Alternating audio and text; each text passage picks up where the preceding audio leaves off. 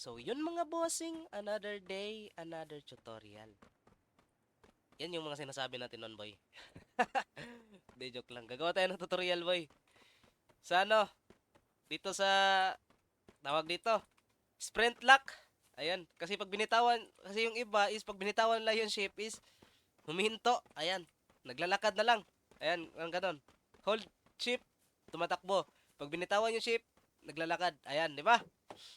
So, ang gagawin natin dyan, boy, punta ka dito, settings. Tapos, pag ganyan na, pag punta mo settings, automatic, nandyan ka na. Kita mo to sprint lock, tap. Pinutin mo tong tap. Ayan, tap. Ayan, pag ganyan, wala ka ng problema, boy. Kasi pag pinindot mo na yung shift, kahit bitawan mo is, tumatakbo lang siya. Ayan. Shift. Ayan, binitawan ko na yung shift, boy. Ayan. Di ba? Ganun lang. Alam ko, marami na nakakaalam nito. Pero kahit ganun, ginawan pa rin natin kasi para sa mga beginners dyan. Peace out.